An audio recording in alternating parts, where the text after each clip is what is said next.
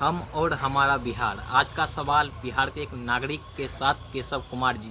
तो पहला सवाल हम करते हैं कि हमारा बिहार इतना पिछड़ा क्यों है। भारत में कुल 28 राज्य हैं, उन सभी में अगर पिछड़ा में अनएजुकेटेड में अगर गिनती लाई जाए तो सबसे पहले बिहार को नॉमिनी किया जाता है। ऐसा क्यों? क्योंकि यहाँ पे बढ़ती जनसंख्या के कारण बिहार जो है सबसे पिछड़े स्थान पे आ रही है।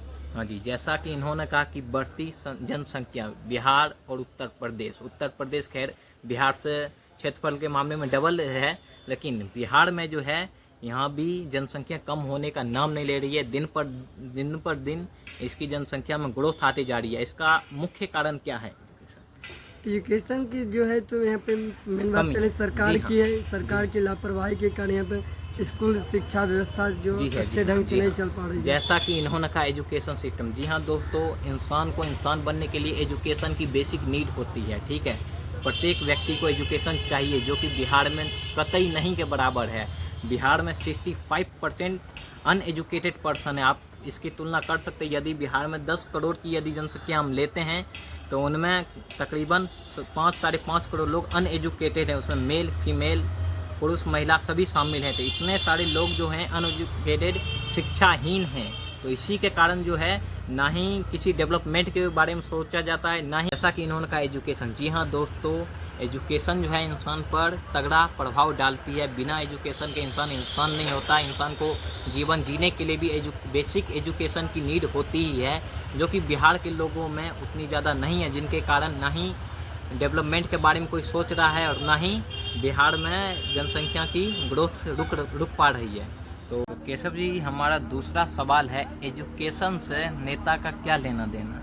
नेता का लेना देना वो अपने कुर्सी के चलते इधर से उधर करते रहते हैं, और यहाँ पे जो बेसिक शिक्षा स्तर है उस पर कोई ध्यान नहीं दिया जा रहा है। जैसा कि इन्होंने कहा कि बेसिक शिक्षा स्तर है, उन पर ध्यान नहीं दिया जा रहा है। जैसा कि आप लोग भी जानते हैं बिहार की सरकारी स्कूल की क्या ही कंडीशन है। अभी मैं आ रहा था, वहाँ पे 2 बच्चे स्कूल से फरार थे। किसी को कुछ मतलब नहीं है, रजिस्टर पर नाम चढ़ा नहीं चढ़ा, कितने महीने से बच्चे आ रहे हैं नहीं आ रहे हैं, किन्हीं को कुछ भी नहीं लेना देना है। डायरेक्टली जेब भरना है, बस सरकार से सैलरी आनी चाहिए। किसी का कुछ हो या ना हो, अपना जेब भर रहा है, बाकी दूसरों के बारे में कुछ भी नहीं सोचना है। बिहार का ये बेसिक फंडा। तो तीसरा सवाल केशव जी आपसे ये है कि बिहार में इतनी पलायन क्यों हो रही है? यदि हम देखें पूरे भारत में 28 राज्यों से सबसे अधिक पलायन यदि होती है तो वो बिहार राज्य से होता है। अभी कुछ दिनों पहले बिहार का महापर्व छठ पर्व था, उसमें सरकार द्वारा कई स्पेशल ट्रेनें चलाई गई। उसके बावजूद भी यदि आप जनरल डब्बों की हालत देखते, वहाँ पर जो ऐसा कंडीशन था कि आप एक शब्द में यदि मैं बोलूँ तो आप वहाँ पे पैर रखने तक की जगह नहीं थी। आखिर इतना पलायन बिहार राज्य से ही क्यों ही होता? सबसे पहले तो हम सरकार की लापरवाही के चलते इतना प्लान है, और जो है शिक्षा व्यवस्था के चलते जो बच्चे हैं 18 साल के हो जाते हैं, बेग टंग बाहर चले जाते हैं। ठीक है, जैसा कि इन्होंने 18 साल के बच्चे होते हैं, 18-16 साल के, वो एक बैग टांग के वहाँ पे खटने के लिए चले जाते हैं। जैसा कि मजदूरी आप कह सकते हैं।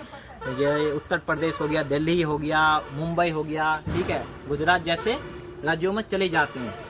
तो बिहार राज्य में खैर राज्य में कोई कमी नहीं है, लोग और नेता में कमी है। ठीक है, तो केशव जी हम जानना चाहेंगे कि इसका समाधान क्या है?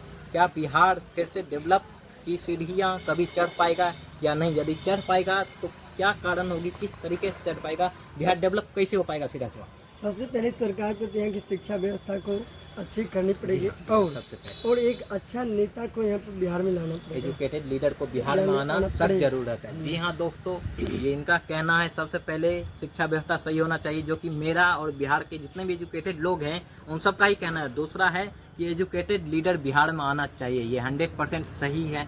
धन्यवाद।